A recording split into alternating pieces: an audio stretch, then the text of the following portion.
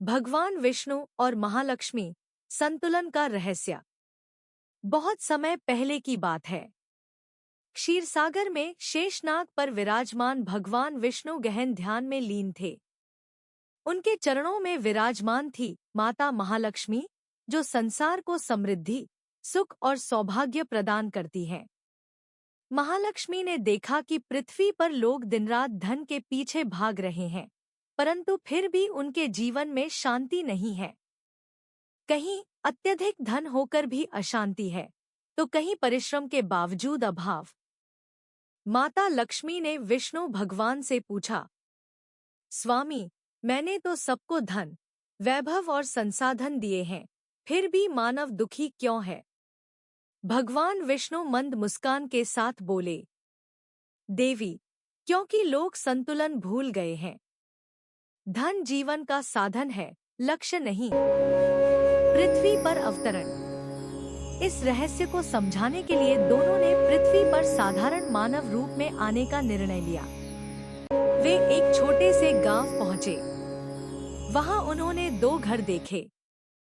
पहले घर में एक व्यक्ति रहता था, अत्यंत धनी, बड़ी हवेली, नौकर चाकर, परंतु चेहरे पर चिंता और क्रोध।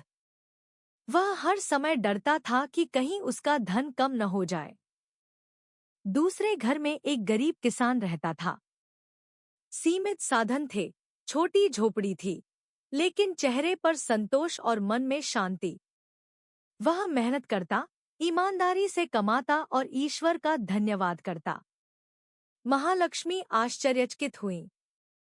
उन्होंने पूछा, स्वामी, धन तो पहले व्यक्ति के पास अधिक है, फिर शांति दूसरे के पास क्यों? विष्णु भगवान बोले, जहां धन पर नियंत्रण होता है, वहां लक्ष्मी टिकती है। जहां धन मनुष्य को नियंत्रित करने लगे, वहां भय जन्म लेता है। परीक्षा का समय।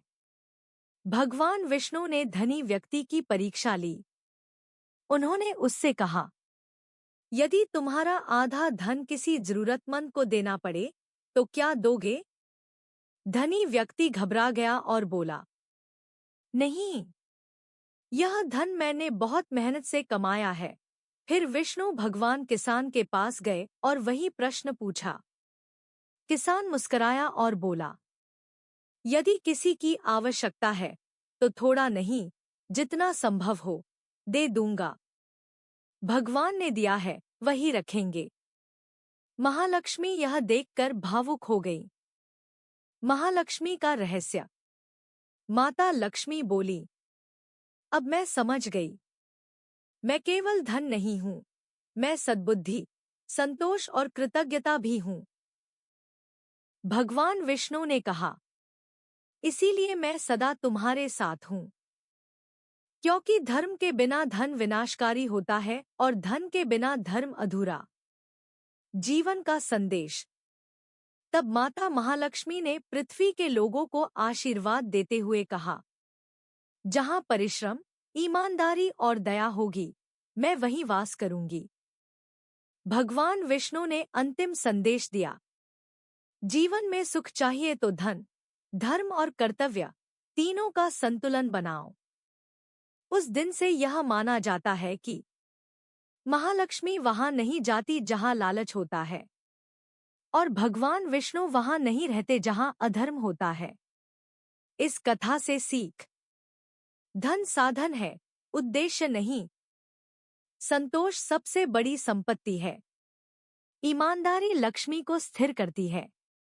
धर्म और धन का संतुलन ही सुख देता है।